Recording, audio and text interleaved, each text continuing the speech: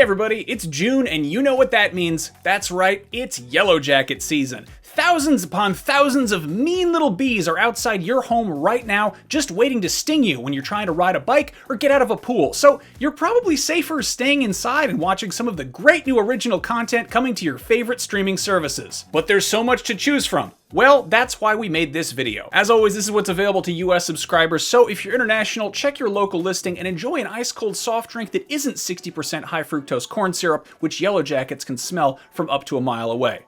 Anyway, enough about bees before somebody gets mad in the comments. Let's talk about streaming stuff.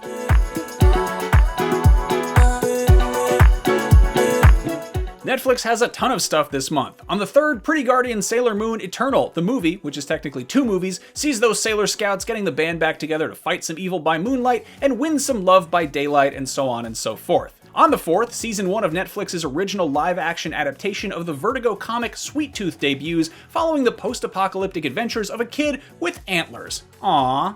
Also on the 4th is the Spanish-language noir action thriller Extreme, which follows a hitman getting revenge on his stepbrother. Who hasn't wanted to get revenge on their stepbrother? On the 9th, the original sci-fi movie Awake offers a double whammy of a situation where not only do all electronics suddenly stop working around the world, but the entire population of Earth stops being able to sleep. What could go wrong? On the 11th, part 2 of Lupin drops, bringing 5 more episodes of the French-language crime thriller series, which, fun fact, was the single most viewed thing on the entirety of Netflix worldwide for the first quarter of this year. So maybe check it out. If you prefer your crime thrillers a little more fantastical and animated, there's also Tresse, or Treese, or something, the original Netflix adaptation of the popular graphic novel series following a woman solving supernatural crimes infused with creatures from Filipino folklore. If you want something a little more family-friendly, that day also sees the release of Wish Dragon, one of the several would-be theatrical releases that Netflix scooped up during the pandemic. This one is a Chinese spin on the genie in the bottle trope, which, as you probably guessed, involves a dragon. On the 22nd, you can catch This Is Pop, the 8-part docuseries focusing on how pop music affected popular culture at large, with each episode focusing on a different topic and helmed by a different director, featuring interviews with people like Chuck D, Shania Twain, T-Pain, Boyz II Men, and more, and hopefully this scratches that itch I get to rewatch old episodes of VH1 Behind the Music on lazy Sunday afternoons. She said, Usher would like to talk to you. He was like, man, you kind of fucked up music. Is he right? Did I f up music? On the 24th, Season 2 of The Naked Director premieres, continuing the story about one dude who revolutionized the Japanese adult film industry in the 1980s. If you're a fan of the game Yakuza 0 or the whole Yakuza series, do not sleep on this show, but be forewarned, it is pretty spicy. Because it's about porno. Another titan of the Japanese film industry has a show premiering that day with Godzilla Singular Point, which follows everyone's favorite Big Lizard as he finally goes back to school to finish that master's degree. I'm kidding, it's a Godzilla show. He does normal Godzilla stuff and smashes things. On the 28th, 7 Deadly Sins Dragon's Judgment follows up the previous anime series Wrath of the Gods, so it's looking like those sins aren't that deadly and apparently those gods weren't that wrathful, so hopefully this dragon is able to pass some proper judgment. A couple things dropped on Netflix last month that we might have missed, such as The Mitchells vs. the Machines, which was originally headed for theaters as Connected before getting a way better title and heading to streaming. This is from the same studio as Spider-Man Into the Spider-Verse. In addition to being some of the best looking animation you're going to see this year, it is also hilarious and heartwarming, so check that one out. Considerably less hilarious and heartwarming is Oxygen, a French film about a woman who wakes up in a cryogenic pod that's running out of air. Uh-oh. And then there's part 2 of Lucifer Season 5, though really, if you cut a season in half and release the second part months later when the weather's different, isn't that just a new season? Hulu's a bit lighter this month than Netflix, but there are a few releases of interest. On the 3rd, catch A Glitch in the Matrix, a documentary about whether or not we're living in a simulation, in case your grasp on reality this last year hasn't been tenuous enough already. On the 11th, there's Come True, an indie sci-fi horror about a teenage runaway who takes part in a sleep study and presumably some freaky stuff happens involving dreams, and then the Love, Simon cinematic universe gets a little bigger when Season 2 of Love, Victor premieres.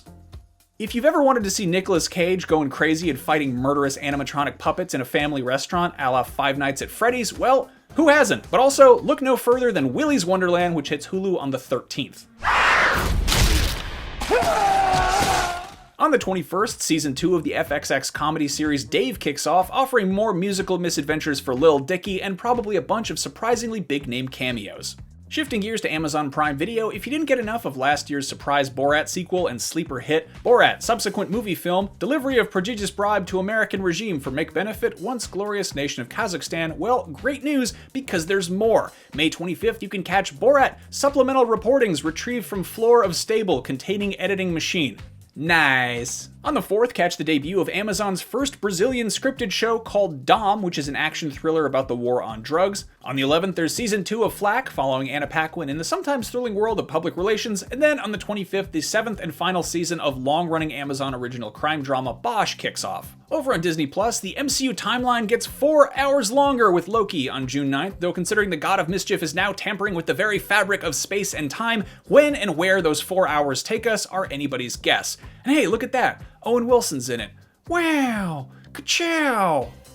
Speaking of Lightning McQueen, Disney Pixar's next animated movie that will probably make you cry is Luca, which premieres on the 18th, skipping theaters entirely. Unlike Raya and the Last Dragon and Mulan, this won't cost extra on top of a Disney Plus subscription, which is good news for us, but probably a little weird for people working at Pixar. Why shouldn't their movies cost $30? That's weird.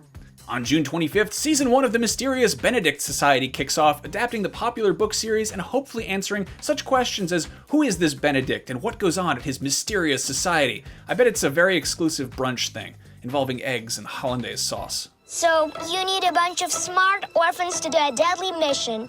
I get it. Ideally not deadly. HBO Max manages to live up to the channel's original claim of being a home box office, that's what it stands for, by continuing to drop brand new WB movies on the service the same day they're playing in theaters. This month, we get the latest addition to the Conjuring cinematic universe with The Conjuring, The Devil Made Me Do It, based on the real-life 1981 murder trial that, as you might expect, veered into supernatural territory. If you prefer Busby Berkeley dance numbers to jump scares, In the Heights premieres on the 18th, adapting Hamilton creator Lin-Manuel Miranda's first play to film. And even if you're not wild about musicals, it might be worth giving it a shot because it is already getting rave reviews left and right.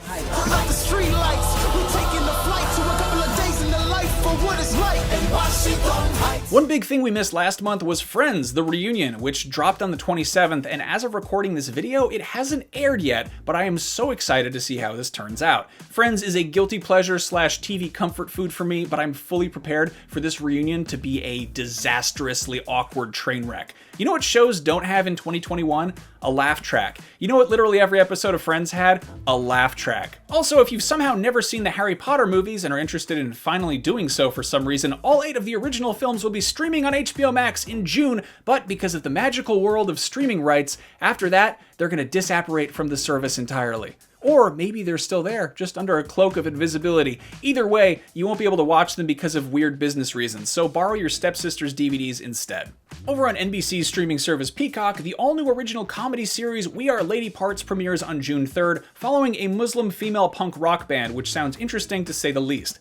And finally, we've heard that Paramount Plus is getting brand new episodes of iCarly at some point in June, which is wild, as well as the premiere of the theatrical Mark Wahlberg sci-fi action movie Infinite. No date on either of those. And meanwhile, if you felt that the Paramount movie library has been lacking, it kind of has. Well, great news, because supposedly 1,000 movies will be added to the library in June alone, with even more coming in July to hopefully bring the library up to a whopping 2,500 titles. Paramount CEO Bob Bakish said these would be real movies and not deep library, so I'm dying to see what that entails. I love to rewatch old movies that came out in 1997 that I only saw once, and I want to see if they're still good, even though everyone says they're not still good, and I watch the first 20 minutes and I go, oh yeah, that's right, this isn't very good. And there you have it, a whole lot of stuff coming to streaming services in June. We will be back in July with another one of these lists, and hopefully my beautiful face isn't covered with dozens of Yellow Jacket stings, but we'll have to wait and see. Let us know in the comments what you're watching this month, what we should have included in this video, or share a story about a time you got stung by a bee.